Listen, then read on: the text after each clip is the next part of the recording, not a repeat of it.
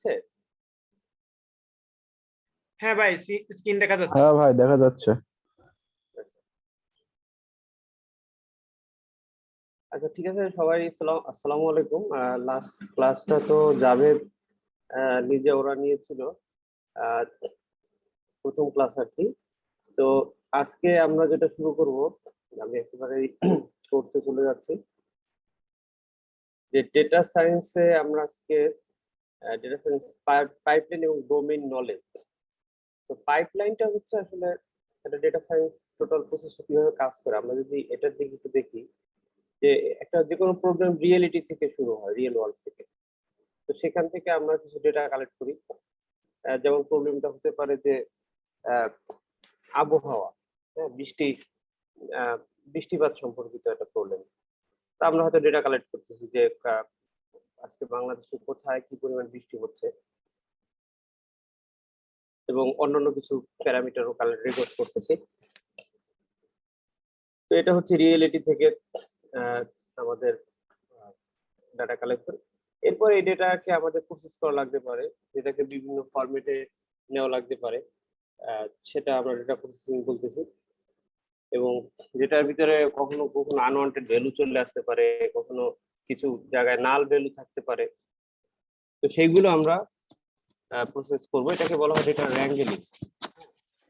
তো এইগুলি করার পর আমরা ডেটাকে যখন একটা ক্লিন ডেটা সেট পাই, প্রসেস ডেটা সেট পাই, সেটাকে অ্যানালাইসিস করতে পারি। সেই অ্যানালাইসিস থেকে যদি আমরা কোনো ইনসাইটস বের করে আনি, সেটাকে বলা হয় এক্সপ্লোরেটরি ডেটা অ্যানালাইসিস, যার মাধ্যমে আমরা ডেটাকে এক্সপ্লোর করতে পারি এবং ডেটার ভিতরে কি কি আছে সেগুলো সম্পর্কে জানতে পারি। তো অ্যানালাইসিস মূলত চার ধরনের। একটা হচ্ছে এক্সপ্লোরেটরি ডেসক্রিপটিভ অ্যানালাইসিস, যেটার মাধ্যমে মূলত ডেটার ক্যারেক্টারিস্টিক্স বলা হয়, যে এটার কি কি ক্যারেক্টারিস্টিক, যেমন এটাতে ডাটা গুলো, ভেরিয়েবল গুলো কি ডেটা ধারণ করে, সেটা কি নাম্বার নাকি ক্যারেক্টার নাকি অন্য কিছু, সেটার ক্যাটাগরি কি, সেটা কি নমিনাল, অর্ডিনাল, রেশিও, ইন্টারভাল সেটা বলে, অথবা মিন, মিডিয়ান, মোড, এরকম স্ট্যাটিস্টিক্যাল জিনিসগুলো আমরা জানি, সেটা হলো ডেসক্রিপটিভ অ্যানালিটিক্স। এরপরে একটা হচ্ছে ডায়াগনস্টিক অ্যানালিটিক্স। তো সেটা হচ্ছে এটার পিছনে কারণ কি, সাপোজ বৃষ্টি যে হচ্ছে, তো বৃষ্টির পিছনে কি কারণে বৃষ্টি হচ্ছে, সেই ধরনের ডায়াগনস্টিক অ্যানালিটিক্স। এবং আরেকটা হচ্ছে প্রেসক্রিপটিভ অ্যানালিটিক্স, যেটা সেটার মানে কোনো একটা ফর্মুলেশন দেওয়া, রিকমেন্ডেশন দেওয়া, যে ঠিক আছে, যে এরকম হলে বৃষ্টিপাত বেশি হবে, পরিবেশের এরকম থাকলে বৃষ্টিপাত কম হবে, বা কোনো একটা বিষয়ে সলিউশন দেওয়া, যে ঠিক আছে এই পরিমাণ সার দিলে ফসল সবচেয়ে ভালো হবে। এরকম হচ্ছে প্রেসক্রিপটিভ অ্যানালিটিক্স। তো এগুলোর পরে আমরা চাইলে এটাকে মেশিন লার্নিং মডেল রূপান্তর করতে পারি, যে যার মাধ্যমে কোনো কিছু প্রেডিকশন করা যেতে পারে। তো এরপরে সেটাকে আমরা আবার রিয়েল ওয়ার্ল্ডের সাথে কম্পেয়ার করি, যে আমাদের প্রেডিকশন গুলো সাথে বাস্তব জগতে কতখানি মিল বা অমিল আছে, সেটা আমরা চেক করি, এইভাবে অ্যাকুরেসি আমরা নির্ণয় করি। এটা মূলত একটা ডেটা সায়েন্সের প্রসেস। আর এটা স্টার্ট হয় ডোমেইন নলেজের মাধ্যমে। ডোমেইন নলেজের ক্ষেত্রে আমরা কাজ করব সেটা সম্পর্কে আমাদের ধারণা, যেমন আমরা যখন এনভায়রনমেন্ট নিয়ে কাজ করবো, তখন এনভায়রনমেন্টাল যে বিষয়গুলো, সেটা বিভিন্ন টার্মস এবং সেটা সম্পর্কে একটা ধারণা, এটা হচ্ছে এনভায়রনমেন্টাল ডোমেইন নলেজ। আবার যখন হেলথ কেয়ার সেক্টরে কাজ করব, তখন সেটা হেলথ কেয়ারের ডোমেইন নলেজ, মানে ওই এরিয়ার সম্পর্কে যে সাধারণ জ্ঞান, সেটাই হচ্ছে ওই এরিয়ার ডোমেইন নলেজ। আমরা একটা উদাহরণ দেখি, iris data set. Iris data set একজন পরিসংখ্যানবিদ আর.এ. ফিশার, উনি এটা একটা ডেটা সেটটা কালেক্ট করেন। আইরিস একটা ফুলের নাম, এই ফুলের তিনটা প্রজাতি আছে, আইরিস ভার্সিকালার, আইরিস সেটোসা এবং আইরিস ভার্জিনিকা। তো আইরিস ফুলের উনি 150টা ফুল সংগ্রহ করে এবং সেটার দৈর্ঘ্য, প্রস্থ, ফুলের পাপড়ি এবং বৃত্তাংশের দৈর্ঘ্য, প্রস্থ উনি রেকর্ড করেন। তো এইভাবে একটা ডাটা সেট তৈরি করা হয়, এটাকে বলা হয় আইরিস ডেটা সেট। তো ডেটা সেটটা দেখতে অনেকটা এরকম। এখানে আমরা দেখতে পাচ্ছি যে 1 থেকে 150টা রেকর্ড আছে। সাপোজ 1 নাম্বার যে ফ্লাওয়ারটা ছিল, সেটার সেপাল লেন্থ হচ্ছে 5.1 সেন্টিমিটার, সেপাল ওয়াইড হচ্ছে 3.5, পেটাল ওয়াইড 1 পেটাল লেন্থ 1.4 এবং পেটাল ওয়াইড হচ্ছে 0.2। তো এটা এটা হচ্ছে এটা কোন ফুল ছিল, কোন প্রজাতির, তো এটা সেটোসা। এইভাবে প্রত্যেকটা ফুলের এই পরিমাপগুলো উনি করেন এবং সেই ফুলটা কোন প্রজাতির সেটা উনি লেখেন। এই যে একটা ডেটা সেট, এই ডেটা সেটের দিকে আমরা যদি লক্ষ্য করি, এই ডেটা সেটে যেই কলমটায় দ্বারা বলা হয়েছে এটা কোন প্রজাতির ফুল, সেটাকে আমরা বলতেছি ক্লাস বা লেভেল। এটাকে মেশিন লার্নিং এর টার্গেট ভেরিয়েবলও বলা হয়ে থাকে। আবার স্ট্যাটিস্টিকে এটাকে ডিপেন্ডেন্ট ভেরিয়েবলও বলা হয়ে থাকে। এখন ডিপেন্ডেন্ট কেন বলা হচ্ছে, দেখেন এইখানে যে এটার যে অত্রাংশ এবং বৃত্তাংশের দৈর্ঘ্য প্রস্থ, এই মাপের পরিবর্তনের কারণে কিন্তু প্রজাতিটা চেঞ্জ হচ্ছে। সো এই যে সেপাল length, sepal wide, petal length, petal wide, এগুলো হচ্ছে ইন্ডিপেন্ডেন্ট, মানে এইগুলোর মান সে পরিবর্তন যোগ্য এবং এইগুলির মান পরিবর্তনের সাপেক্ষেই এই প্রজাতিটা আলাদা হয়ে থাকে। সো এইগুলো হচ্ছে ইন্ডিপেন্ডেন্ট ভেরিয়েবল এবং এই যে তার প্রজাতি যে ক্লাস লেভেল, এটা হচ্ছে ডিপেন্ডেন্ট ভেরিয়েবল। তো এটাকে বিভিন্ন নামে বলা যায়, যেমন ইন্ডিপেন্ডেন্ট ভেরিয়েবল গুলোকে আমরা ফিচার্স ভেরিয়েবল বলতে পারি, আর ডিপেন্ডেন্ট ভেরিয়েবলকে আমরা ক্লাস লেভেল বলতে পারি বা টার্গেট ভেরিয়েবল বলতে পারি। সো একটা ডাটা সেট নর্মালি এইভাবে আমরা ডাটা সেটকে সংজ্ঞায়িত করতে পারি। তো এখন এখানে এই জিনিসগুলো খুবই লিটারেচার টাইপের, এটা আপনারা কাইন্ডলি পড়ে নেবেন। এগুলি সম্পর্কে আমরা বইতে যেহেতু আছে অত বেশি আলোচনা করব না। তো এই যে এখন আমাদের আইরিস ডাটা সম্পর্কে জানলাম, যে আইরিস ডাটা সেট হচ্ছে একটা ফুলের ডাটা সেট, যেখানে আইরিস ফ্লাওয়ার আছে 150টা, petal length, petal wide, sepal length, sepal wide, এইগুলি হচ্ছে ফিচার্ড ভেরিয়েবল বা ইন্ডিপেন্ডেন্ট ভেরিয়েবল, এবং টার্গেট ভেরিয়েবল বা ক্লাস ভেরিয়েবল বা ডিপেন্ডেন্ট ভেরিয়েবলটা হচ্ছে এটা প্রজাতি। তো এটা হচ্ছে আইরিস ফ্লাওয়ার সম্পর্কে একটা ডোমেইন নলেজ। এখানে আরো দেওয়া আছে যে যেমন সেপাল লেন্থ সেন্টিমিটারে পরিমাপ করা হয়েছে, এখানে 4টা ফিচার আছে, এগুলো রিয়েল নাম্বার বা নিউমেরিক্যাল ভ্যালুতে পরিমাপ করা হয়। এখানে 3টা ক্লাসে 3টা ক্যাটাগরি আছে, সেটোসা, ভার্সিকাল, ভার্জিনিকা, টোটাল 150টা রেকর্ড। এই যে এই বিষয়ে আমরা জানলাম, এটি হচ্ছে আইরিস ফ্লাওয়ারের ডোমেইন নলেজ। তো এবার আমরা চলে যাব পরিসংখ্যান সম্পর্কে, একটু বেসিক জিনিস আমরা জানবো। তো দেখেন পরিসংখ্যান আসলে কি, পরিসংখ্যান হচ্ছে ডেটা সায়েন্সের ফাউন্ডেশন বা মেশিন লার্নিং এর ফাউন্ডেশন। এটা যদি আমরা দেখি যে একটা কার্টুন, যে স্ট্যাটিস্টিক্স বসে আছে, তার সামনে 3জন খুব মানে ব্যক্তি, তারা দামি জামা কাপড় পরে আছেন। তো স্ট্যাটিস্টিক্স আশ্চর্য হয়ে বলতেছে, you guys always act like you are better than me. তো আসলে এই machine learning, artificial intelligence, deep learning, এগুলোর ফাউন্ডেশন স্ট্যাটিস্টিক্স, মানে এই থিওরিগুলো স্ট্যাটিস্টিক্স থেকে আসছে। ইভেন ডিপ লার্নিং এর যে সবচেয়ে ইম্পর্টেন্ট যে নিউরাল নেটওয়ার্ক, এটা একটা পরিসংখ্যানের তত্ত্ব, 1953 সালে সেটা ইন্ট্রোডিউস হয়। যদিও তখন এগুলি অ্যাপ্লিকেশন হয় নাই, মানে এটা তখন কম্পিউটেশনাল পাওয়ার কম থাকার কারণে এটা বাস্তবে প্রয়োগ করা বা প্রমাণিত করার সুযোগ ছিল না। বাট এইগুলো কিন্তু সবই স্ট্যাটিস্টিক্স এর থিওরি। সো স্ট্যাটিস্টিক্স হচ্ছে ডেটা বা উপাত্ত সংগ্রহ, বিশ্লেষণ, ব্যাখ্যা এবং পরিবেশন সম্পর্কে বিজ্ঞান। যেমন আমরা বলি যে এসএসসি তে পাসের হার 86%। সো এই যে 86%, এটা কিন্তু অনেক ডেটা থেকে আসছে, যে প্রত্যেকটা পরীক্ষার্থী তাদের পরীক্ষার খাতায় অ্যান্সার করছে, সেই অ্যান্সার গুলো মার্কস গুলো আলাদা আলাদা যোগ হয়েছে, প্রত্যেকটা সাবজেক্টের মার্কস স্টুডেন্ট ওয়াইজ ক্যালকুলেট করা লাগছে, এবং সারা দেশে এটা ক্যালকুলেট করা লাগছে, সব বোর্ডে এটা করা লাগছে, এবং সব মিলিয়ে ন্যাশনাল লাগছে। সেই সব কিছুর সামেশন কিন্তু একটা ইনফরমেশন 86%। সো এইটা সবই স্ট্যাটিস্টিক্যাল প্রসেস। স্ট্যাটিস্টিক্স দু ধরনের হয়ে থাকে, একটা হচ্ছে ডেসক্রিপটিভ স্ট্যাটিস্টিক্স বা বর্ণনামূলক পরিসংখ্যান, ইনফারেন্সিয়াল স্ট্যাটিস্টিক্স বা প্রকলন বা সিদ্ধান্তমূলক পরিসংখ্যান। ডেসক্রিপটিভ স্ট্যাটিস্টিক্সে মূলত একটা ডেটার কি কি বৈশিষ্ট্য আছে সেটা সম্পর্কে বলা হয়, আর ইনফারেন্সিয়াল স্ট্যাটিস্টিক্সে কোনো কিছু প্রকলন করা হয়, যেমন অজানা বিষয় প্রকলন করা হয়, যেমন আগামী বছর আমাদের জিডিপি কত হতে পারে, হ্যাঁ, অথবা একটা হাইপোথিসিস টেস্ট করা হয়, যে কেউ বললো যে না, আগামী বছর আমাদের জিডিপি গ্রোথ 6% হবে। তো এটা কি আসলে হবে কি হবে না, এটা তো আমরা জানি না। তো এটা আমরা টেস্ট করতে পারি যে এই হাইপোথিসিসটা সঠিক নাকি ভুল, সেটা হচ্ছে টেস্ট অফ হাইপোথিসিস। তো এইগুলি হচ্ছে ইনফারেন্সিয়াল স্ট্যাটিস্টিক্স এর অংশ।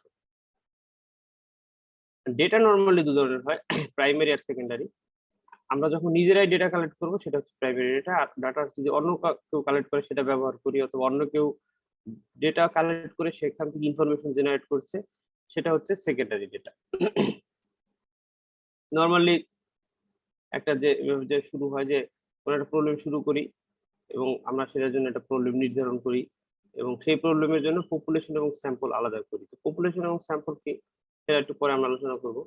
এরপর ওই স্যাম্পল থেকে আমরা ডেটা কালেক্ট করি, ডেটাগুলোকে ডেসক্রিপটিভ অ্যানালাইসিস করি, ডেটার বৈশিষ্ট্য দেখি। এরপরে আমাদের রিসার্চের প্রয়োজন অনুযায়ী আমরা সেখানে কিছু ইনফারেন্সিয়াল স্ট্যাটিস্টিক্স এর মেথড অ্যাপ্লাই করি, কিছু এস্টিমেশন করি অথবা কিছু হাইপোথিসিস টেস্ট করি এবং ফাইনালি সেই রিপোর্ট গুলো আমরা ফলাফলগুলো রিপোর্ট আকারে আমরা দেখি।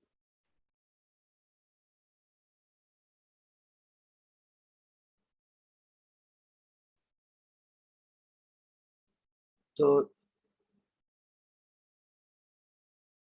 জাস্ট মিনিট,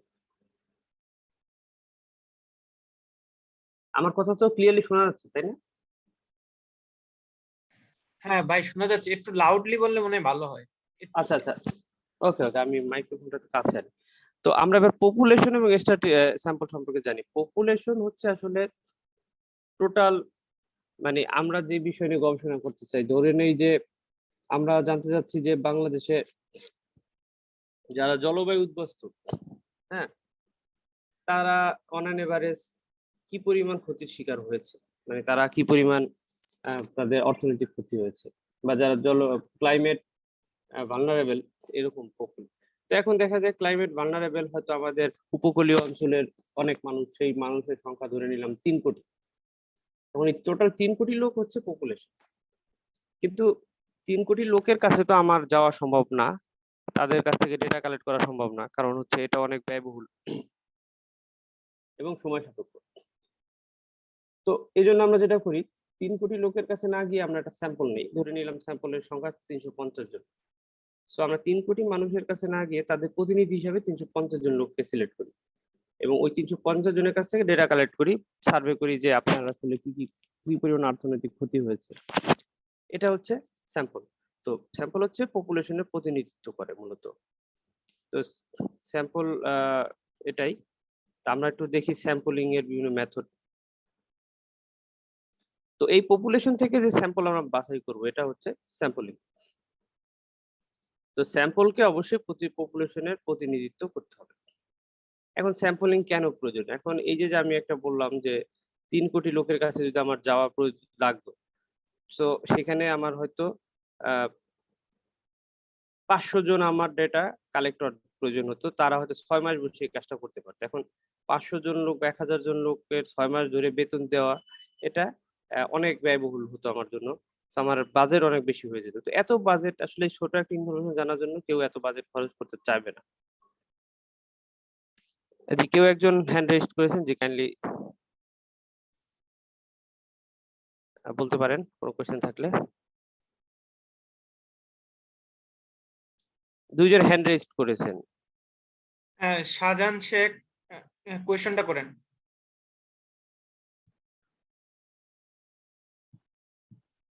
হ্যালো ভাই। জি শোনা যাচ্ছে। ভাই স্যাম্পলিংটা যদি একটু কাইন্ডলি রিপিট করতেন আবার।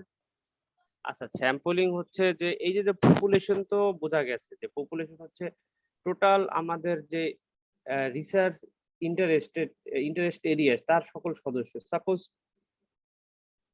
আরেকটা উদাহরণ দিই, যে আমাদের বাংলাদেশে আমি জানতে চাচ্ছি যারা আইটি প্রফেশনাল তাদের গড় আয় কতটা জানতে চাচ্ছি, যারা সফটওয়্যার কোম্পানিতে চাকরি করে বা অন্যান্য আইটি কোম্পানিতে চাকরি করে তারা এভারেজ কত টাকা বেতন পায় এটা জানতে চাচ্ছি। এখন দেখা গেল যে টোটাল হয়তো 50 লক্ষ মানুষ আইটি কোম্পানিতে চাকরি করে। তো এই 50 লক্ষ লোক হচ্ছে পপুলেশন। হ্যাঁ, কিন্তু আমি তো আসলে 50 লক্ষ মানুষের কাছে যেতে পারতেছি না, কারণ এটা অনেক সময় সাপেক্ষ, ব্যয়বহুল। এজন্য আমি তাদের একটা স্যাম্পল সিলেক্ট করি, মানে তাদের একটা প্রতিনিধি সিলেক্ট করি। হ্যাঁ, তো প্রতিনিধিটা হচ্ছে তাদের অল্প সংখ্যক কিছু মানুষজন। এটা আবার সিলেক্ট করার বিভিন্ন ম্যাথমেটিক্যাল ফর্মুলা আছে, যেটা আমরা হয়তো দেখবো সামনে। তো এই যে প্রতিনিধি, এই প্রতিনিধি সিলেক্ট করার যে পদ্ধতিটাই হচ্ছে স্যাম্পলিং। হ্যাঁ, এবং পরে স্যাম্পলের কাছে গিয়ে আমরা ডাটা কালেক্ট করি। এখন সার্ভে দুই ধরনের, একটা হচ্ছে স্যাম্পল সার্ভে, আমরা যেটা বললাম যে ওই 50 লক্ষ লোকের প্রতিনিধি হিসেবে আমরা 500 জন লোককে সিলেক্ট করছি, 500 জনের ডাটা কালেক্ট করছি, এটা হচ্ছে স্যাম্পল সার্ভে। আর একটা হচ্ছে সেন্সাস সার্ভে, যেটা হচ্ছে আমরা 50 লক্ষ মানুষের কাছে যাব, সেটা হচ্ছে সেন্সাস সার্ভে, মানে পপুলেশনের প্রত্যেকটা সদস্যের কাছ থেকে ডাটা কালেক্ট করা হয়। যেমন আমাদের দেশে আদমশুমারি 10 বছর পর পর হয়, এটা সেন্সাস সার্ভে। এছাড়া আরো কয়েকটা সেন্সাস সার্ভে আছে, পরিসংখ্যান ব্যুরো করে থাকে। তো এটা হচ্ছে সেন্সাস সার্ভে। তো বিষয়টা কি ক্লিয়ার হয়েছে?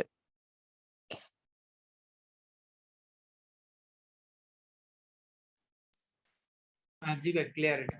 ওকে, এখন স্যাম্পলিং আমরা দুই ভাবে করে থাকি। একটা হচ্ছে মেইন মেকানিজম দুই ধরনের, একটা হচ্ছে প্রবাবিলিটি আর একটা নন প্রবাবিলিটি। এখন প্রবাবিলিটি হচ্ছে যেই স্যাম্পলিং এ আমরা প্রবাবিলিটি মেকানিজম ব্যবহার করি, মানে স্যাম্পল হিসেবে সিলেক্ট করার জন্য পপুলেশনের প্রত্যেকটা সদস্যেরই সমান চান্স থাকে, সমান প্রবাবিলিটি থাকে, এটা হচ্ছে প্রবাবিলিটি স্যাম্পলিং। আর নন প্রবাবিলিটি স্যাম্পলিং এ কোনো প্রবাবিলিটি মেকানিজম ব্যবহার করা হয় না, রিসার্চার তার ইচ্ছা মতো কাউকে স্যাম্পল হিসেবে সিলেক্ট করতে পারে। তো প্রবাবিলিটি স্যাম্পলিং মূলত 4 ধরনের: simple random sampling, cluster, stratified এবং সিস্টেমেটিক। এখন সিম্পল র্যান্ডম স্যাম্পলিংটা হচ্ছে একেবারে সহজ কথা, লটারি মেথড, মানে লটারি দিয়ে আমি বাছাই করলাম, এটা হচ্ছে সিম্পল র্যান্ডম স্যাম্পলিং। হ্যাঁ, তো যেমন লটারি বা টিকিট বাছাই, এগুলি simple random sampling. Cluster sampling হচ্ছে ভৌগোলিক অবস্থান অনুযায়ী, ধরে নেন যে আমাদের আপনি 4টা বাংলাদেশে কোন একটা বিষয় রিসার্চ করবেন, তো 10টা জেলা থেকে আপনি স্যাম্পল বাছাই করবেন।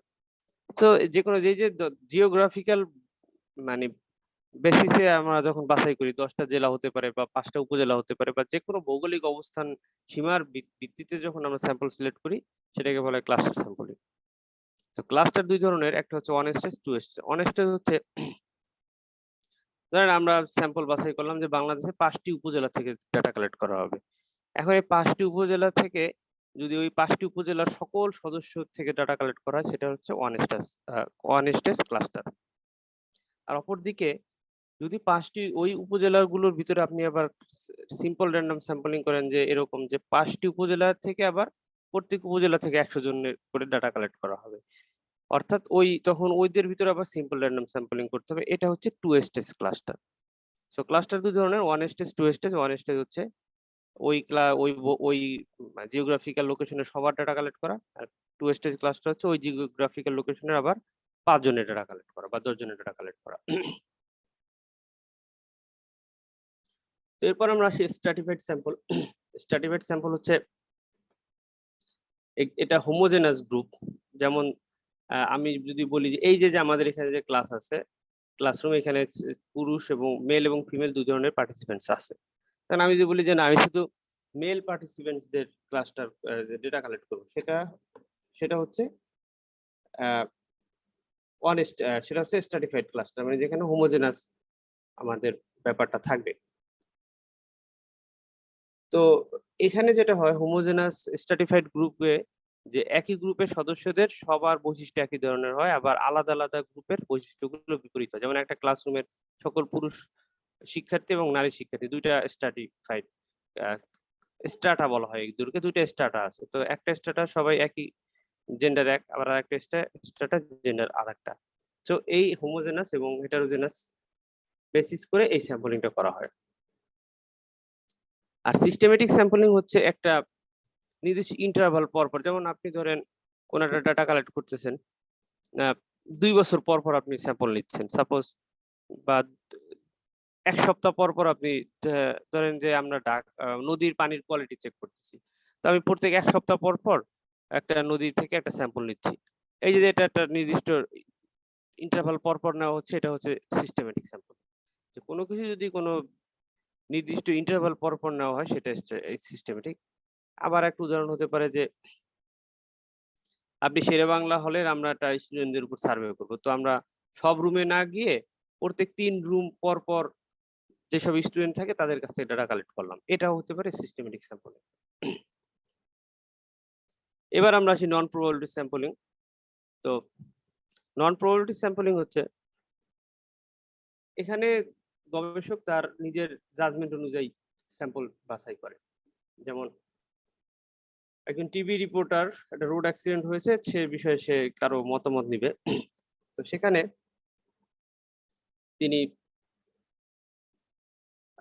যেটা বলা হয় যে তার পছন্দ বা পরিচিত লোকজন এরকম একজনের কাছ থেকে সাক্ষাৎকার নিল, এটা হচ্ছে জাজমেন্টাল স্যাম্পলিং, মানে তার টোটালি নিজের ইচ্ছা মতো।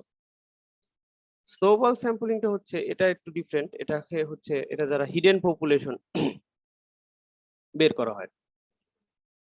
তো নর্মালি ধরে উদাহরণস্বরূপ বলতে পারি যে আমরা ড্রাগ অ্যাডিক্টেড, এখন যারা ড্রাগস নেয় তারা কিন্তু তাদের পরিচয় লুকিয়ে রাখে এবং প্রকাশ করতে চায় না। এখন আমরা কিন্তু ড্রাগ এডিক্টের ডাটা কিভাবে কালেক্ট করবো? সো এই ক্ষেত্রে যে পদ্ধতি সেটা হচ্ছে প্রথমে একজন ড্রাগ এডিক্টকে টার্গেট করে তার কাছ থেকে আমি ডাটা কালেক্ট করলাম। এবার তাকে বললাম আপনি আরো দুজনের কথা বলেন, রেফারেন্স দেন। তো সে হয়তো দুজনকে বললো, আমরা সেই দুজনের কাছে গেলাম, তারাও আবার দুজন দুজন করে দিল। এভাবে আমার লাস্ট পর্যন্ত টোটাল পপুলেশনটা আমি এক্সপ্লোর করতে পারি। এই যে যে পদ্ধতি, যেসব জায়গায় আসলে নর্মালি সবাই হাইড করতে চায় তাদেরকে স্নোবল স্যাম্পলিং বলে।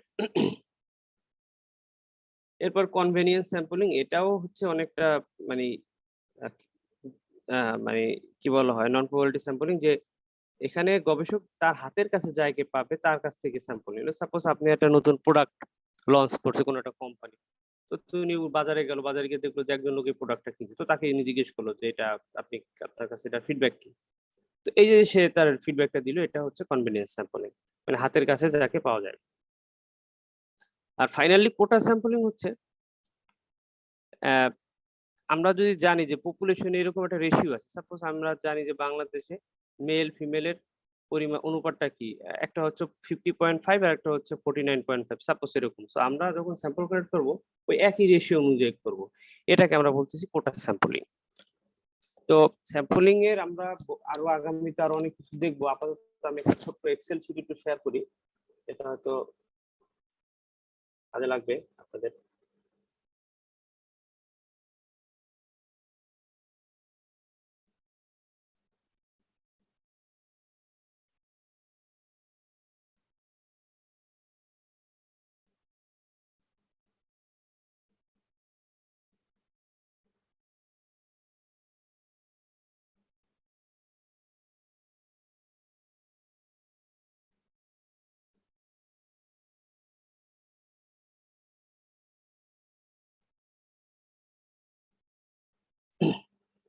আচ্ছা, স্যাম্পল সাইজ, এই ম্যাথমেটিক্যাল ব্যাপার আছে, এটা হয়তো পরে দেখাবো বা সময় পেলে দেখাবো, যেহেতু ছোট কোর্স, অনেক কিছুই আছে আসলে। এটা আমি কোর্সটা টোটাল ডিজাইন করছি, এটা master set total data science course যেরকম থাকে সেটার উপরে, তো সব জিনিসই কিছুটা কিছুটা থাকবে। নর্মালি ধরে নেই আমরা একটা রিসার্চ করতে যাব, আহ, ধরে নিলাম যে সেখানে আমাদের টোটাল পপুলেশন হচ্ছে 1 লক্ষ। হ্যাঁ, 1 লক্ষ পপুলেশন। এখন এখানে আমি কত পার্সেন্ট কনফিডেন্টলি এটা রিসার্চ আমার ডাটাটা এস্টিমেট করতে চাচ্ছি, ধরে নিলাম নর্মালি 95% হয়ে থাকে, এই ভ্যালুটা ধরে নিলাম 0.05, আমাদের 0.5, মানে আমরা যখন এটা আননোন থাকবে তখন এটা আমরা 0.5 দিতে পারি। তো আমরা এখানে কতটুকু পর্যন্ত এরর টলারেট করব, আমরা ধরে নিলাম 5% পর্যন্ত আমার এখানে ভুল থাকতে পারে। অর্থাৎ আমার হাইপোথিসিস যদি 100 বার আমি হাইপোথিসিস টেস্ট করি, তাহলে 95 বারই হাইপোথিসিস সঠিক থাকবে, 5টা আর 5 বার হাইপোথিসিস ভুল রিজেক্ট হতে পারে। সো এই ক্ষেত্রে এই 1 লক্ষ মানুষের জন্য আমাকে বলতেছে 383 জন মানুষকে স্যাম্পল হিসাবে নিতে হবে। ওকে, হয়তো আমার স্যাম্পল সাইজ হবে 383। এখন আমার যদি এখানে আমি আরো বেশি কনফিডেন্টলি এটা নিতে চাই, আমি ধরে নিলাম এটা 98% কনফিডেন্ট আমি এটা নিতে চাবো, সেক্ষেত্রে আমার স্যাম্পল সাইজ আসতেছে 538। তো এভাবে আমি কিন্তু বিভিন্ন রিসার্চের জন্য কত কি স্যাম্পল সাইজ হবে সেটা আমরা সিলেক্ট করতে পারবো। এটার ম্যাথমেটিক্যাল বিষয়টা আমি পরে আলোচনা করবো, পরে দেখাবো ইনশাল্লাহ। আজকে জাস্ট একটু দেখাই রাখলাম যে স্যাম্পল সাইজটা আসলে কিভাবে সিলেক্ট করতে হয়। হ্যাঁ, তো কারো কোনো কোশ্চেন আছে কিনা এইটুকু আলোচনার ভিত্তিতে?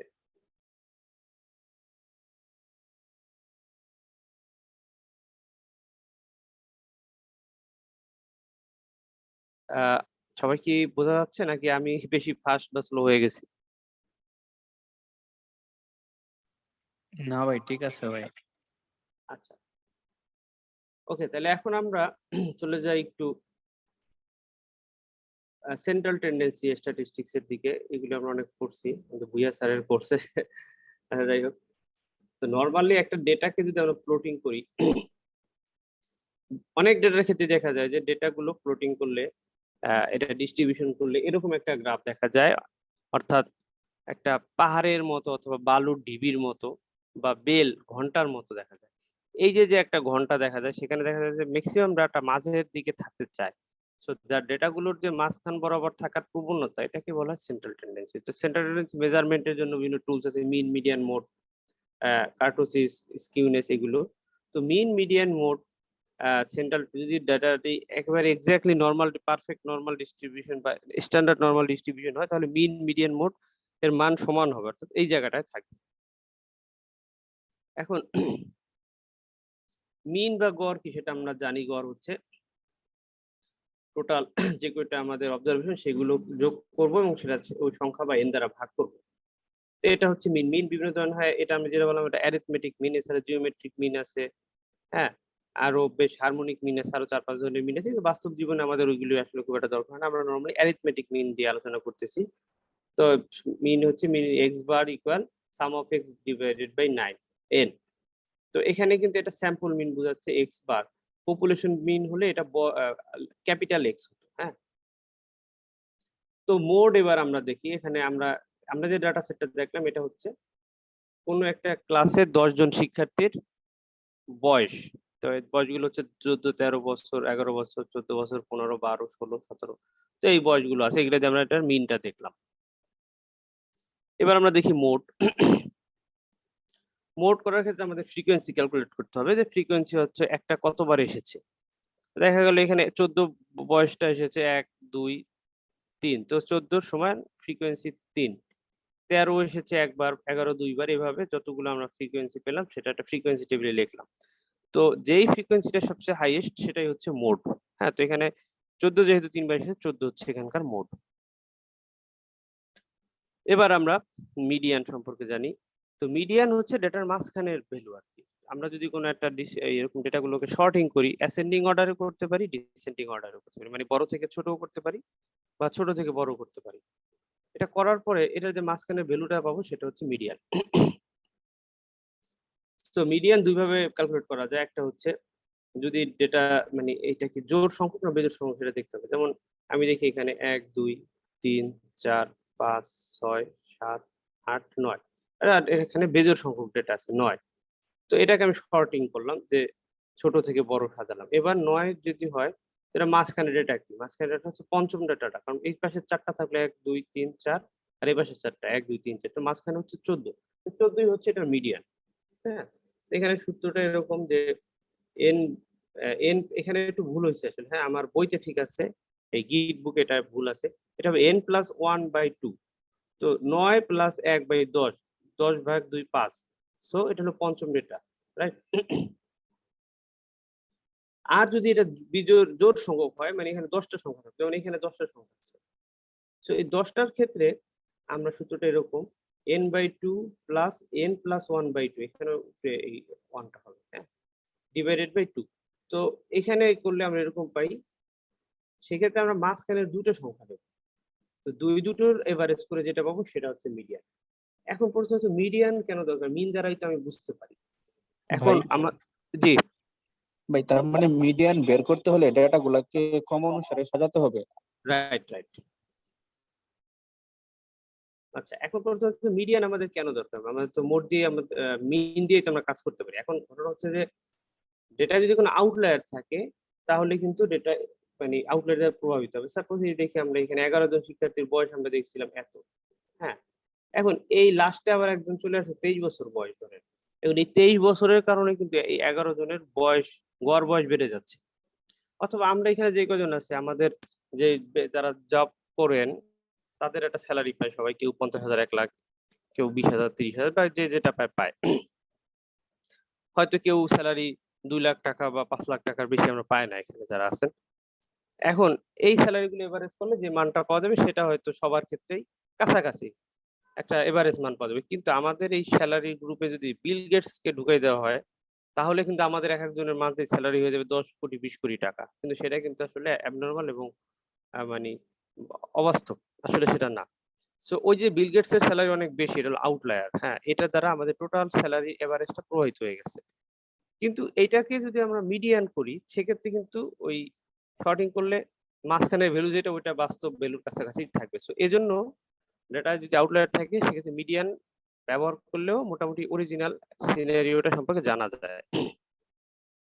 আর আউটলায়ার হচ্ছে কি আমরা সেটা দেখতেই পাচ্ছি যে এই যে এতগুলো ডেটা দেখতে পেলাম এগুলো সবাই দেখা যাচ্ছে যে একটা ডিস্ট্রিবিউশন ফলো করছে, কিন্তু ফট করে একজনের কিন্তু মাঝখানে খুব এখানে স্পাইক হয়ে গেছে, সেটা একটা অ্যাবনর্মাল ডাটা, এটা হচ্ছে আউটলায়ার।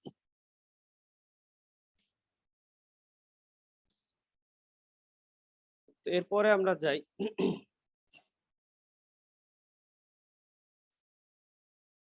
যে ডেটার রেঞ্জ। রেঞ্জ হচ্ছে ডেটার ম্যাক্সিমাম এবং মিনিমাম ভ্যালুর বিয়োগফল। নিচে যে আমরা ডেটা দেখতে পাচ্ছি, সাপোজ একটা ডেটা সেট আছে এই যে 14 থেকে এই যে এটা ডেটা, এটা আমরা শর্টিং করলাম। শর্টিং করে এটা লোয়েস্ট ভ্যালু ছিল 11, হাইয়েস্ট ভ্যালু হচ্ছে 17। 17 থেকে 11 বিয়োগ করলে যেটা পাই এটা হচ্ছে 6। এটাই হচ্ছে এই ডাটার রেঞ্জ। এরপর আরেকটা প্যারামিটার হচ্ছে পার্সেন্টাইল। কোন ডাটাকে যদি ডাটা সেটকে 100 ভাগে ভাগ করি, 100টা পার্সেন্টেজে ভাগ করি, এটা হচ্ছে পার্সেন্টাইল। তো পার্সেন্টাইল দ্বারা বোঝা যায় যে ডাটাগুলোর বিস্তারটা কিরকম। সাপোজ আমরা মনে করি যে স্যাট পরীক্ষার স্কোরের 75তম পার্সেন্টাইলে স্কোর হচ্ছে 1400। তার মানে কি আমরা বলতে পারি যে স্যাট পরীক্ষায় 1400 কম পায়, মানে 1400 বেশি যদি যায় তাহলে সে 75 এর পরে পার্সেন্টের স্টুডেন্ট আছে। হ্যাঁ, মানে 75 ক্রস করলেই তারা 1400 বেশি পাচ্ছে, বা কতগুলো পার্সেন্টের লোক এই মার্কসের বেশি পায়। এরকম বিভিন্ন ধরনের অ্যানালাইসিস আমরা করতে পারি পার্সেন্টেজের মাধ্যমে। তো পার্সেন্টাইলকে যদি আমরা 4টা ভাগে ভাগ করি, যে ফার্স্ট 25%, মাঝখানের 50% এবং লাস্টের 25%, এই 3টা ভাগে ভাগ করি, এটাকে বলা হয় কোয়ার্টাইলস। তো কোয়ার্টাইলস 3টে হয়, first quartile, second quartile, third quartile. First কোয়ার্টাইলে থাকে 25% ডাটা, সেকেন্ড কোয়ার্টাইলে থাকে 50 এবং থার্ড কোয়ার্টাইলে লাস্টের 25।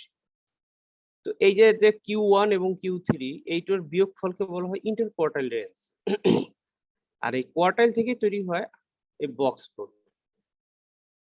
দেখেন বক্স প্লটটা কি, কোনো ডাটা যদি আমরা ডিস্ট্রিবিউশন করি বক্স প্লটে এরকম একটা প্লট পাবো আমরা। এই প্লটের যে নিচে যে দাগটা এটা হলো ডেটার মিনিমাম ভ্যালু, আর এই উপরের দাগটা হচ্ছে ম্যাক্সিমাম ভ্যালু। আর এই যে মাঝখানের বট, এইখানেই ডেটার ম্যাক্সিমাম ভ্যালু 50% ডাটা এখানেই অবস্থান করে, এবং এই যে মাঝখানে একটা দাগ দেখতে পারো ওটা ডাটা মিডিয়ান ভ্যালু। আর এই বক্স প্লটে যদি কখনো এরকম গোল গোল চিহ্ন দেখা যায় সেটা হলো আউটলায়ার, মানে এক্সট্রিম ভ্যালু। হ্যাঁ, অ্যাবনর্মাল ভ্যালু। এবার আমরা আসি যে ভ্যারিয়েন্স। ভ্যারিয়েন্স হচ্ছে ডেটাগুলোর গড় মান, প্রত্যেকটা ডেটা তার গড় মানের চেয়ে কতখানি দূরে অবস্থিত, মানে অন অ্যান এভারেজ ভ্যারিয়েশনটা কি পরিমাণ আছে ডেটায়। সো ভ্যারিয়েন্স দুই ভাবে আমরা ক্যালকুলেট করতে পারি, পপুলেশনের জন্য এটা, স্যাম্পলের জন্য এটা। আমরা নরমালি স্যাম্পলের জন্যই করব। তো সূত্রটা হলো s square equal sum of xi minus x bar whole square divide by n minus 1। আমরা একটু দেখি এটা বাস্তবে কিরকম হয়। ধরে নিলাম আমাদের 5টা কুকুর আছে। হ্যাঁ, 5টা কুকুরের প্রথমটার হাইট হচ্ছে 60 সেন্টিমিটার, দ্বিতীয়টা 47, তৃতীয়টা 17, চতুর্থটা 43 এবং লাস্টেরটা 30 সেন্টিমিটার। এইগুলো আমি যদি এভারেজ করি তাহলে এদের গড় পাই 39.4 সেন্টিমিটার হচ্ছে কুকুরগুলোর গড় উচ্চতা। এই উচ্চতা গুলো কি পরিমাণ ভ্যারি করে সেটা আমি জানার জন্য ভ্যারিয়েন্স যদি নির্ণয় করি, তো আমার সূত্রটা দেখি, sum of xi minus x bar. So xi হচ্ছে প্রত্যেকটা মান, তো প্রথমটার মান ছিল 60, তো 60 মাইনাস গড়, x বার হচ্ছে গড় এভারেজ মিন, এভারেজ হচ্ছে 39.4। So 60 minus 39.4 whole square plus দ্বিতীয় অবজারভেশন 47 মাইনাস 39.4 হোল স্কয়ার। এভাবে আমরা সবগুলো করব এবং যোগ করব, এবং যতগুলো অবজারভেশন সেটা দ্বারা আমরা ভাগ করব। এখন দেখেন পপুলেশনের ক্ষেত্রে হলে শুধু n, মানে যতগুলো অবজারভেশন ওটা দ্বারা ভাগ করতে পারে। স্যাম্পলের ক্ষেত্রে n-1 একটা কমবে। আমরা এটা ধরে নিলাম পপুলেশনের ক্ষেত্রে আমরা ভ্যারিয়েন্স নির্ণয় করতেছি।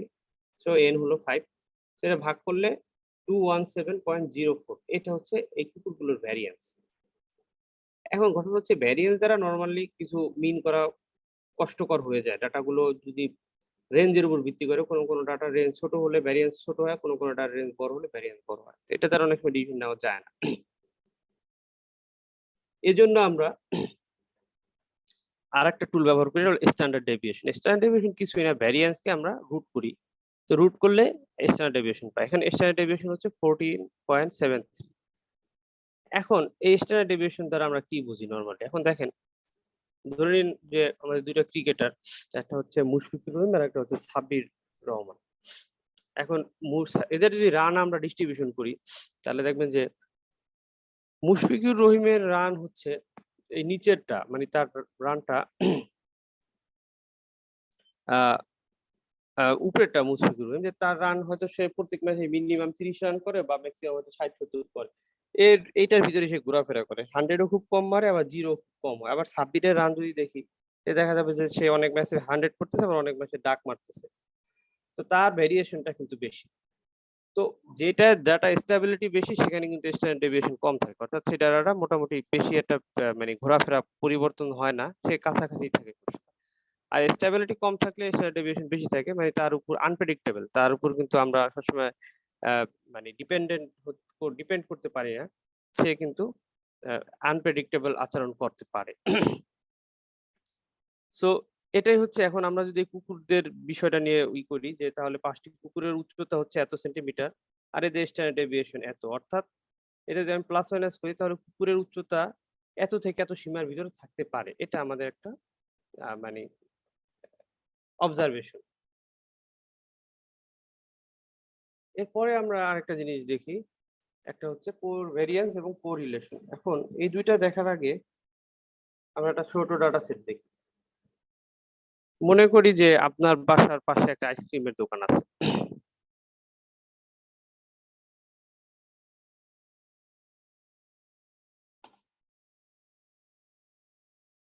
তো আইসক্রিমের দোকানে আপনি আইসক্রিম কি পরিমাণ বিক্রি হয় সেটা একটা ডাটা কালেক্ট করলেন। হ্যাঁ, যে প্রত্যেকদিন কি পরিমাণ আইসক্রিম বিক্রি হয়, এবং যেই দিনগুলো আইসক্রিম বিক্রি হয় ওই দিনের তাপমাত্রা কত ছিল সেটা আপনি কালেক্ট করলেন। সাপোজ আজকে তাপমাত্রা 14.2 ডিগ্রি সেলসিয়াস, আজকে হচ্ছে $215 আইসক্রিম বিক্রি হয়েছে। আবার আরেক দিনের তাপমাত্রা হচ্ছে 16.4 ডিগ্রি সেলসিয়াস, সেই দিন $325 আইসক্রিম বিক্রি হয়েছে। এভাবে আমরা যেদিন 17 ডিগ্রি সেলসিয়াস সেদিন $408 আইসক্রিম বিক্রি হয়েছে। এইগুলোকে যদি আমরা একটা প্লটিং করি, এটাকে বলা হয় স্ক্যাটার প্লট। তো এই স্ক্যাটার প্লটটা যদি আমি সাজাই, তাহলে আমরা দেখতে পাচ্ছি যে এই যে দেখি যে তাপমাত্রা যদি বাড়তে থাকে তাহলে আইসক্রিমের সেলসও বাড়ে, আবার তাপমাত্রা যদি কমে তাহলে আইসক্রিমের সেলসও কমে। তো আমি এটা দিয়ে বুঝলাম যে তাপমাত্রা বাড়া বা কমার সাথে আইসক্রিমের বিক্রি হওয়া, বেশি হওয়া বা কম হওয়ার একটা সম্পর্ক আছে। এটাই হচ্ছে এক ধরনের রিলেশনশিপ। তো দুইটা ভেরিয়েবল যখন একই সাথে পরিবর্তিত হয় সেটাকে বলা হয় কোভেরিয়েন্স। হ্যাঁ, সো কোভেরিয়েন্স দুইভাবে আমরা নির্ণয় করতে পারি, একটা হচ্ছে স্যাম্পল, একটা পপুলেশন। স্যাম্পলটাই দেখি, স্যাম্পল কোভেরিয়েন্স হচ্ছে xi minus x bar yj minus y bar divide by n minus. তো xi হচ্ছে যে ধরেন আপনার তাপমাত্রা, তো তাপমাত্রার সাথে তাপমাত্রার গড়, তাপমাত্রার বিয়োগ, এবং yj হচ্ছে আপনার আইসক্রিমের সেলস কয় টাকা হলো সেটার সাথে সেটার বিয়োগফল, এবং n মাইনাস 1 অবজারভেশন মাইনাস 1। তো আমরা যদি দেখি এটাকে একটু ম্যাথমেটিক্যালি, যে এই যে তাপমাত্রা গুলো ছিল এই দিনের এত ডিগ্রি তাপমাত্রা, এবং এই তাপমাত্রার গড় তাপমাত্রা হচ্ছে 18.67, আর সেলস এর আমরা ডাটা গুলো রাখলাম ওয়াই জেতে, এবং এটার গড় সেলস হলো 402.42। তো এখন xi মাইনাস x বার, তো প্রত্যেকটা এই 14.20 সাথে আমি এটার মিনটা বিয়োগ করলাম 18.67, এভাবে বিয়োগ ফলগুলো এটা আমি পেলাম। আর এই সেলস এর সাথে এর মিন বিয়োগ করলাম, এটা পেলাম। এবং এরপরে এই এই যে 4.47 এবং -187.42, এই দুটো গুণ করলাম, গুণ করলে এই ভ্যালুটা পেলাম। তো এইভাবে আমরা এবারে করে আসবো ইটারেটিভলি, এবং ফাইনালি এটাকে আমি সাম করলাম, এই 5325.02 করে পেলাম। তো এটাকে আবার ডিভাইডেড বাই n-1, মানে 12টা অবজারভেশন ছিল, তাহলে 12 মাইনাস 1, তাহলে কোভেরিয়েন্স পেলাম 484.093। তো ভেরিয়েবল দুটো একসাথে এই ভ্যালুর মাধ্যমে তারা পরিবর্তিত হয়, কিন্তু সমস্যা হচ্ছে এই ভ্যালু দ্বারাও আমরা কিছু বুঝতে পারি না। তো জন্য আমরা আরেকটা ইকুয়েশন ব্যবহার করি, এটাকে বলা হয় কোরিলেশন। ওই একই ইকুয়েশন দেখেন, এইখানে শুধু আমি নিচে রুট ওভার ওই উপরের অংশটাকে স্কোয়ার করে দিচ্ছি, আর কিছুই না, কিন্তু ইকুয়েশন একই। হ্যাঁ, তো এটা আমি করার পরে আমি যে এই অঙ্কটা একটু করি, সেম জিনিস, একই ম্যাথ। তো এই যে আমি এটা করলাম, ওই একই জিনিস করলাম, কিন্তু এখানে দুইটা কলামে স্কোয়ার করে নিলাম, এবং এখানে যদি আমি বসাই ফাইনালি, তাহলে এই যে 55325.028 ডিভাইডেড বাই এটা, তো লাস্টে পেলাম 0.95। তো এটাই হচ্ছে কোরিলেশন ভ্যালু। এটাকে বলা হয় পিয়ারসন কোরিলেশন, যাকে আর দ্বারা প্রকাশ করা হয়। পিয়ারসন এই কোরিলেশনের মান -1 থেকে +1 হতে পারে। এখন দেখেন, কোরিলেশন যদি 0 থাকে তাহলে এদের সাথে কোনো সম্পর্ক নাই ভেরিয়েবল দুটোর সাথে, আর কোরিলেশন যদি 1 হয় তাহলে পজিটিভলি সম্পর্ক আছে, মানে একটা বাড়লে আর একটা বাড়বে। 1 এর যত কাছাকাছি তত শক্তিশালী, 1 মানে পারফেক্ট, আর 0 যত কাছাকাছি তত দুর্বল। আর কোরিলেশন যদি মাইনাস হয় তাহলে একটা বাড়লে আর একটা কমবে। হ্যাঁ, তো এটা মাইনাসে যত কাছাকাছি তত শক্তিশালী, আর -0 যত কাছাকাছি তত দুর্বল। আচ্ছা, একজন হ্যান্ড রেজ করছেন, আপনি বলেন। হ্যাঁ, আমাদের স্যার হ্যাঁ রাবি ভাই, এই স্যার যে বলেন স্যার। কোভ্যারিয়েন্সটা যদি আপনি একটু ব্যাখ্যা করতেন, আসলে কোভ্যারিয়েন্সটা আসলে অ্যাপ্লিকেশনটা কি? আসলে কোভেরিয়েন্সের বেসিক্যালি কোরিলেশনটাই ক্যালকুলেট করার জন্য কোভেরিয়েন্স ব্যবহার করা হয়। আর কিছু কিছু ক্ষেত্রে এটাকে বলা হয় মাল্টিভেরিয়েট অ্যানালাইসিস। স্ট্যাটিস্টিক্স এর কিছু অ্যানালাইসিস আছে, হাই লেভেল অ্যানালাইসিস, যেমন এটাকে বলা হয় প্রিন্সিপাল কম্পোনেন্ট অ্যানালাইসিস অথবা ফ্যাক্টর অ্যানালাইসিস। এই সব জায়গায় কোভেরিয়েন্সটা দরকার হয়, কিন্তু বেসিক্যালি আমাদের বাস্তব জীবনে আমাদের এই কোরিলেশনটাই লাগবে আসলে। হ্যাঁ, মানে এই দেখেন, কোরিলেশন আর কোভেরিয়েন্স কিন্তু পার্থক্য কিছু না, একই সূত্র। এইখানে শুধু এই যে এইটা নিচে ছিল n-1, উপরের অংশটা নিচে ছিল n-1, আর এইখানে আছে উপরের অংশটা ঠিকই আছে n-1 এর পরিবর্তে এর উপরের অংশটা রুট ওভার এবং স্কোয়ার করা হয়েছে, আর কিন্তু কিছুই না। এটা করা হয়েছে এই মানটাকে স্কেলাইজড করার জন্য, মানটাকে 0 থেকে 1 এর ভিতরে রাখার জন্য, যাতে আমি মেজারমেন্ট করতে পারি 1 এর যত কাছাকাছি তত শক্তিশালী, আর 0 এর যত কাছাকাছি তত দুর্বল। এইটা মেজারমেন্ট করার জন্য আমি এই ইকুয়েশনের মাধ্যমে এটাকে একটা স্কেল করে ফেলছি। হ্যাঁ, আমরা কোরিলেশনটা সচরাচর বিভিন্ন জায়গায় ইউজ করি। হ্যাঁ, কোভ্যারিয়েন্সটা অনেক সময় বের করি, কিন্তু কোভ্যারিয়েন্সটা আসলে আসলে এটার মিনিংটা আসলে এই মিনিং কোভেরিয়েন্সটা হচ্ছে একসাথে দুইটার পরিবর্তন। হ্যাঁ, কিন্তু কোভেরিয়েন্সের যে সমস্যাটা সেটা হচ্ছে এটা কোনো স্কেল নাই। ধরেন ডাটার রেঞ্জের উপর কোনো ডাটা যদি আপনার 1000 স্কেলে ক্যালকুলেট করা হয়, কোভেরিয়েন্সের মান বেশি হবে। কোনো ডাটা যদি মাত্র দুইটা ডিজিটের মাধ্যমে ক্যালকুলেট করা হয়, কোভেরিয়েন্সের মান কম হবে। তো এটা দ্বারা ডিসিশন নেওয়া যায় না, মানে এটা দ্বারা পরিবর্তনটা ইন্ডিকেট করে, যেমন কোভেরিয়েন্স 201, অর্থাৎ এই দুইটা ভেরিয়েবল এক্স এবং ওয়াই ভেরিয়েবল একটা পরিবর্তন হলে আরেকটার 201 একক পরিবর্তন হতে পারে, সেটা মিন করে। কিন্তু এটা রিলেশনটা কতটুকু স্ট্রং সেটা মেজার করার জন্য আমরা এই ইকুয়েশনটাকে স্কেলিং করে ফেলি, যে 0 থেকে 1 এর ভিতর নিয়ে আসি। আচ্ছা, থ্যাংক ইউ। তো এবার আমরা একটা ছোট জিনিস দেখবো, যে ইম্পেরিক্যাল ল অফ ডিস্ট্রিবিউশন।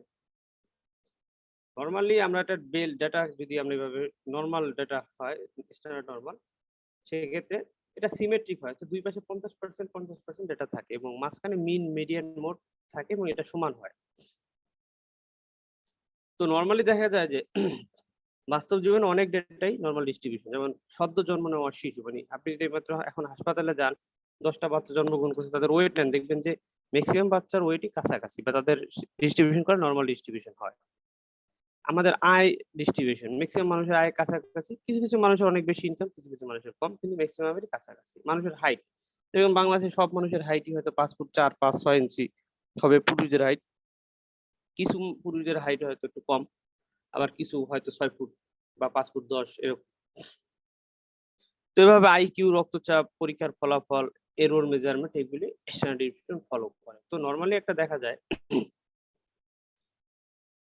কোনো নরমাল ডিস্ট্রিবিউশনে স্ট্যান্ডার্ড ডিভিয়েশন 1 এর ভিতরে 68% ডেটা থাকে, স্ট্যান্ডার্ড ডেভিয়েশন 2 এর ভিতরে 95% ডেটা থাকে, এবং স্ট্যান্ডার্ড ডেভিয়েশন 3 এর ভিতরে 99.7% ডেটা থাকে। আর বাকি ডেটাগুলো হয়তো আউটলায়ার বা অ্যাবনরমাল ভ্যালু হতে পারে, এই জন্য 100% আসলে হয় না। এখন আমাদের এই যে নরমাল ডিস্ট্রিবিউশন আমরা দেখি, এই ডিস্ট্রিবিউশনটা মাঝে মাঝে একটু ডানে বা বামে কাত হয়ে যেতে পারে। যদি এই বামের দিকে একটু কাত হয়ে যায়, সেক্ষেত্রে আমরা এটাকে বলতেছি পজিটিভলি স্কিউড ডেটা। হ্যাঁ, আর ডানের দিকে যদি একটু কাত হয়ে যায় সেটাকে আমরা বলতেছি নেগেটিভলি স্কিউড ডেটা। ঠিক একইভাবে একটা ডিস্ট্রিবিউশন নরমাল হলেও কখনো কখনো এটা খুব বেশি সুচালু হয়ে যেতে পারে, আবার বেশি ভোঁতাও হয়ে যেতে পারে। তো বেশি সুচালু যদি হয়ে যায় সেটাকে আমরা বলি লেপ্টোকার্টিক, আর যদি বেশি ভোঁতা হয়ে যায় সেটাকে বলি আমরা প্লাটিকার্টিক। হ্যাঁ, তো এই মোটামুটি আমাদের একটা বেসিক ধারণা স্ট্যাটিস্টিক্স, বেসিক স্ট্যাটিস্টিক্স। তো এটার আমরা একটু ল্যাব দেখি। এটা ল্যাব আমরা আমাদের বইতেও আছে, আবার আমরা এই কোলাব নোটবুক আপনাদের গিটহাবেও দেওয়া আছে, ওইখান থেকে আপনারা দেখে নিতে পারেন। তো নরমালি আপনারা এটা প্র্যাকটিস করবেন বাসায়। এমনি কালকে তো কিছু ফার্স্টের দিন কোলাব টোলাব সম্পর্কে আলোচনা হয়েছে, তাই না? জুপিটার নোটবুক, কোলাব এগুলো সম্পর্কে।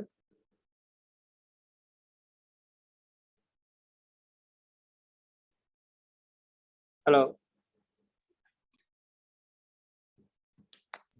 লাস্ট ক্লাসে কি জুপিটার নোটবুক বা গুগল কোলাব এগুলি সম্পর্কে তো কিছুটা জাভেদ কথা বলছে, তাই না? এরকম ডিটেলস কিছু বলা হয়নি, শুধু বলছিলে যে কোথা থেকে ডাউনলোড করা যাবে, ডাউনলোড করে আজকের আচ্ছা, ক্লাসে এটা ইনস্টল করা কিভাবে করতে হবে এবং কিভাবে স্টার্ট করতে হবে সেটা বাদে দেখানোর কথা ছিল। ওকে। এখন দুই ভাবে আপনি করতে পারেন। এই দেখেন এখানে একটা আমার বইতে চ্যাপ্টার দেওয়া আছে, ডেটা সায়েন্স টুলবক্স। এখান থেকে আপনার অ্যানাকোন্ডা যদি ডাউনলোড করেন, anaconda.com এই ওয়েবসাইট থেকে গিয়ে ডাউনলোড করবে, এটা এরকম একটা উইন্ডো পাবেন। সেটা সেটআপ করার পরে এরকম দেখাবে সেটআপ হয়ে গেল। তো সেটআপ হওয়ার পর আপনার এখানে এই যে অ্যানাকোন্ডা আসবে, অ্যানাকোন্ডা নেভিগেটর দিয়ে আপনি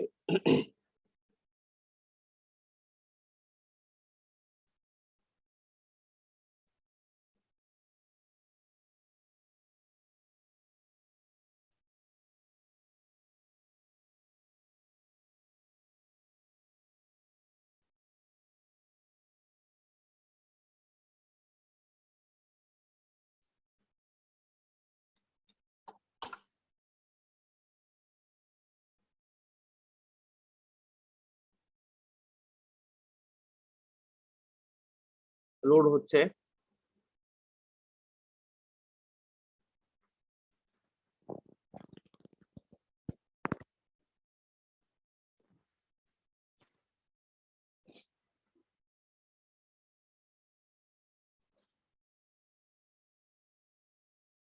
আচ্ছা, এই যে অ্যানাকোন্ডাটা আপনার এরকম একটা উইন্ডো। তো সেটার ভিতরে অনেক ডাটা সায়েন্সের টুলস বক্স দেওয়া আছে। আমরা জুপিটার নোটবুকটা ব্যবহার করব। এই যে জুপিটার নোটবুক, এটা লঞ্চ করলে এটা এটা ওয়েব ব্রাউজার ওপেন হবে। এটা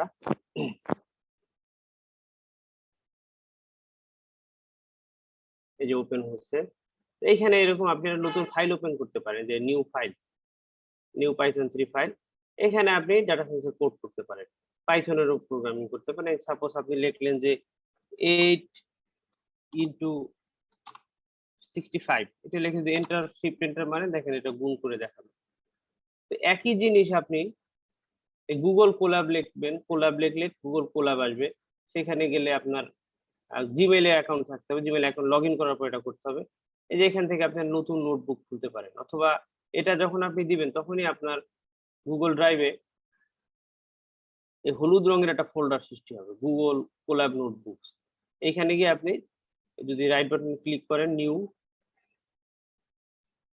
এখানে এই যে কোলাবরেটরি একটা ফাইল ওপেন হবে। এই ফাইলের ভিতরে আপনি এই কোডগুলো সেম কোড করতে পারবেন। হ্যাঁ, এখানে আপনি পাইথনে কোড করতে পারবেন এবং সেটা আপনার গুগল ড্রাইভে জমা থাকবে। মানে যারা ভাই কম্পিউটারে মানে পাইথন অ্যানাকোন্ডা ইনস্টল করতে চায় না তারা হচ্ছে এইভাবে করবে, তাই তো? জিনিসটা হ্যাঁ, দুই ভাবেই করতে পারেন। মানে ওইটা থাকলো যে আমার ড্রাইভে থাকলো জিনিসটা, আবার লোকাল পিস দিয়ে করতে চাইলে সেটাও থাকতে পারে, কোনো সমস্যা নাই। ঠিক আছে? তো এইটা আপনাদের একটু ইনস্টল মানে সবাই প্র্যাকটিস করবেন। আমি একটা নোটবুক দেখাচ্ছি এখন। এই যে আমরা বেসিক স্ট্যাটিস্টিক্স করলাম, সেটা আমি একটু দেখবো আর কি। আমার কাছে একটা ডেটা আছে। ডেটা সেটটা হচ্ছে এইখানে আমার গুগল গিটহাবে রেখেছি, gpa.csv, মানে কিছু স্টুডেন্টের সিজিপিএ ডেটা আছে। প্রথমে কিছু লাইব্রেরি লাগবে, numpy dot numpy as np pandas.pd। এর নামপাই লাইব্রেরিটা আমরা ব্যবহার করি নিউমেরিক্যাল লিনিয়ার অ্যালজেব্রার জন্য, যদি এখানে এটা দরকার নাই, নামপাই আমরা না লিখলেও হয়। এখানে পান্ডাসটা লাগবে, যখনই ডাটা ফ্রেম নিয়ে কাজ করব, ডাটা সেট নিয়ে কাজ করবো, তখন পান্ডাস লাগবে। তো এই ডাটা সেটটা এখানে আছে আমার, এই ডাটা সেটটাকে আমি রিড করলাম, যেহেতু সিএসভি ফাইল, তো রিড আন্ডারস্কোর সিএসভি এই ফাইল দ্বারা রিড করলাম। আমি রিড করি,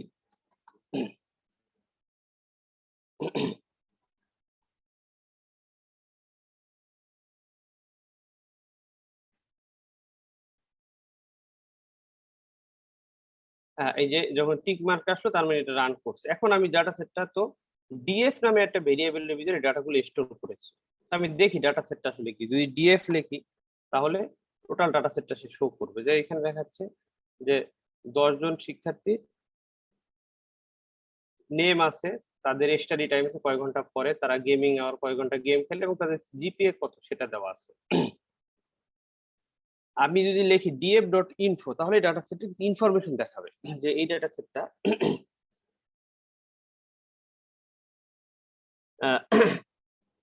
এই ডাটা সেটটার মানে এখানে কতগুলো 10টা এন্ট্রি আছে, 4টা কলাম আছে, কলামগুলো কি কি, এই নেম স্টাডি টাইম, এবং কলামগুলোতে কতগুলো নাল ভ্যালু আছে। দেখা গেল কোনো নাল ভ্যালু নাই, নোট নাল ইকুয়াল নট নাল দেওয়া আছে। ডাটা টাইপ অবজেক্ট মানে হচ্ছে যে স্ট্রিং টাইপের, মানে ক্যারেক্টার টাইপের ডাটা, আর ফ্লোট মানে হচ্ছে সংখ্যা, নিউমেরিক্যাল নাম্বার মানে ফ্র্যাকশনাল নাম্বারও থাকতে পারে। আপনি যদি লেখেন data dot DF dot head তাহলে প্রথম 5টা রো দেখাবে আপনার ডাটা সেটের, প্রথম 5টা রো। আপনি এটার ভিতরে যদি নাম্বার দেন তাহলে সেই সংখ্যাটা দেখাবে, যেমন ডিএফ হেড ইকুয়াল আমি 3 দিলাম বা 2 দিলাম, তাহলে প্রথম 2টা রো দেখাবে। একইভাবে আপনি যদি টেইল লেখেন ডাটা সেটের শেষের 5টা রো দেখাবে, আর এর ভিতরে সংখ্যা দিয়ে দিলে শেষে সেই সংখ্যাগুলো দেখাবে, সেই সংখ্যাগুলো দেখাবে। আপনি যদি কাউন্ট লেখেন তাহলে কোন কতগুলো ডাটা রেকর্ড করা আছে সেটা দেখাবে। এখন ধরেন আপনি সাম করতে চাই, আমি গেমিং আওয়ার টোটাল কয় ঘন্টা গেম খেলছে মানুষ, df.gaming_hour.sum তাহলে এতগুলো গেমিং আওয়ার লিখছে। আমি যদি চাই যে টোটাল জিপিএ এর সাম, gpa.sum তাহলে টোটাল সামেশন হচ্ছে 32, তারা এতগুলো জিপিএ তাদের সাম। তো কিউমুলেটিভ সাম করতে চাইলে এভাবে লিখবো .com_sum, তাহলে কিউমুলেটিভ সাম আমাকে দেখাবে। এবার আমরা যে মিন এতক্ষণ আলোচনা করেছিলাম, আমি টোটাল ডাটা সেটের মিন ভ্যালু বের করতে চাই, তাহলে df.min লিখতে হবে। দেখেন মিন লিখলে প্রত্যেকটা ভেরিয়েবলের গড় মান কত, মিন কত সে দেখাচ্ছে। যে এখানে এই স্টুডেন্টরা গড়ে 2-3 ঘন্টা 25 মিনিট পড়ালেখা করে, তাদের গেমিং আওয়ার গড়ে প্রায় 90 মিনিট, আর জিপিএ গড়ে তাদের 3.23 জিপিএ। আপনি যদি কোনো স্পেসিফিক ভেরিয়েবলের মিন বের করতে চান তাহলে df ডট ওই ভেরিয়েবলের নাম, যেমন জিপিএ বা গেমিং আওয়ার ডট মিন লিখলে তার মিন ভ্যালুটা বের হবে।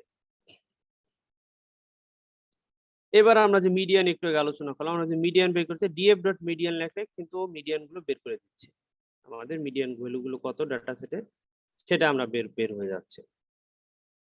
আপনি কোনো স্পেসিফিক ভেরিয়েবলের মিডিয়ান চাইলে সেটাও বের করতে পারবেন। যদি মোড ভ্যালু বের করতে চাই তো মোড ভ্যালু একইভাবে আমার এখান থেকে বের হচ্ছে df ডট মোড এর মাধ্যমে। আপনি যদি মিনিমাম ভ্যালু বের করতে চান যে প্রত্যেকটা ভেরিয়েবলের সর্বনিম্ন মান কত ছিল, df ডট মিন লিখলে সে মিনিমাম যে গেম খেলে সে হচ্ছে 0, কোনো গেমই খেলে না, মিনিমাম সর্বনিম্ন জিপি হচ্ছে 2.35। অনুরূপ ভাবে df ডট ম্যাক্স এর মাধ্যমে ম্যাক্সিমাম আমরা বের করতে পারতেছি, রেঞ্জ বের করতে পারতেছি।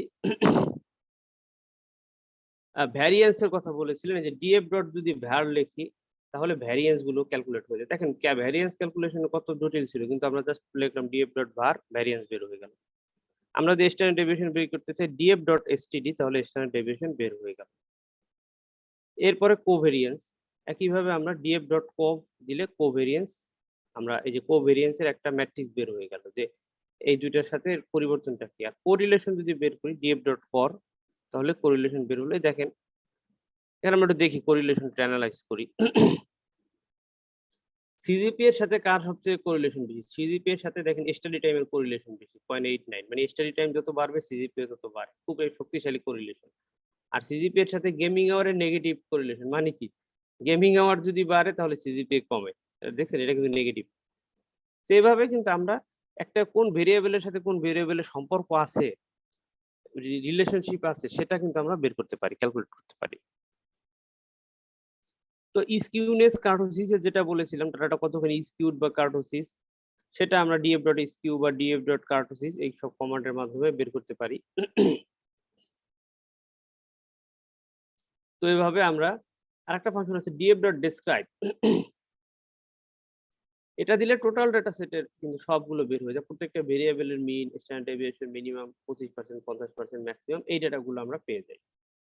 তো এটা আপনারা এই চ্যাপ্টারটা আপনারা দেখবেন কাইন্ডলি সবাই, ডেটা সায়েন্সের এই যে পরিসংখ্যান ল্যাব 1।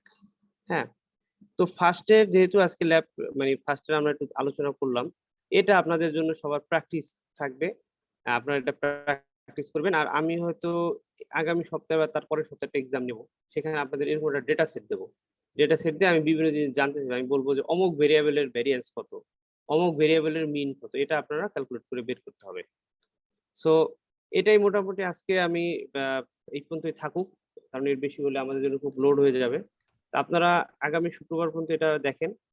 আগামী শুক্রবারের আমরা যখন ক্লাস আরো কিছু জিনিস দেখাবো, এরপরে আমি একটা এক্সাম নেব।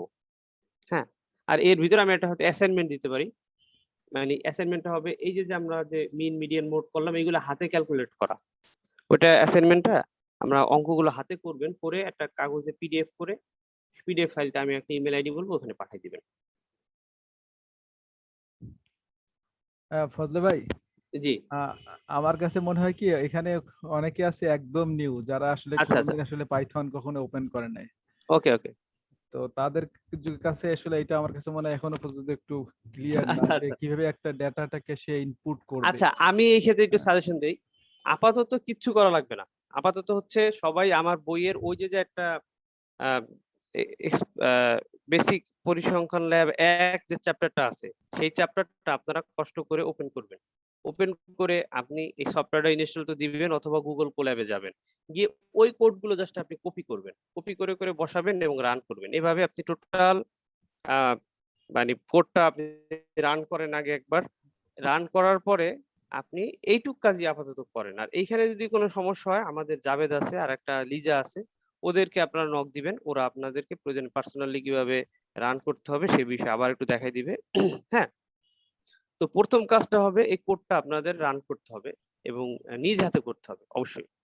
কারণ এই যে যে আপনারা মানে ভয়ের কিছুই নাই, জাস্ট শুধুমাত্র এই যে যেদিন আমি যে কোডগুলো দেব, এই কোডগুলো আপনারা কপি পেস্ট করে কম্পিউটারে যদি রান করতে থাকেন রেগুলারলি, এবং এই কোর্স শেষ পর্যন্ত শুধু রান করে যান জাস্ট, কিছুই না, তাহলে কোর্স শেষ করার পরে আপনারা ইনশাল্লাহ মানে বাস্তব জীবনে আপনাদের যতটুকু কাজ সেটুকু আপনারা 100% করতে পারবেন পাইথন দিয়ে। মানে আপনাদের কিছু করা লাগবে না, শুধু কপি পেস্ট রান এইটুকু করবেন, এইটুকু আমার রিকোয়েস্ট। রাব্বি ভাই, আমি যদি একটু শুনতে চাই যে সবাই কি অ্যাপসটা ইনস্টল করতে পারছে কিনা, সরি অ্যানাকোন্ডা, এর আগের ক্লাসে বলে দিয়েছিল জাভেদ ভাই বিস্তারিত। কারো যদি কোনো স্পেসিফিক সমস্যা থাকে তাহলে একটু যদি শেয়ার করি। আর মোটামুটি আশা করি সবাই পারছি ইনস্টল করতে। কেউ কি এমন আছে যে পারি নাই কোনো কারণে? ভাই আমার হচ্ছে ভাই যে পাইথন 3.10 ইনস্টল করা আছে, আমার কি কোনটা 3.5 এটা ইনস্টল করতে হবে এখন?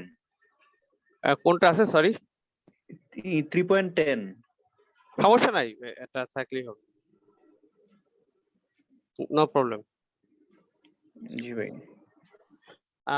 আসলে ক্লাসটা কি বোঝা গেছে কিনা বা আমি বোঝাতে পারছি কিনা আজকে আমরা যতটুকু আলোচনা করেছি, বা আপনাদের কাছে খুব বেশি কঠিন বা বিরক্তিকর মনে হয়েছে কিনা?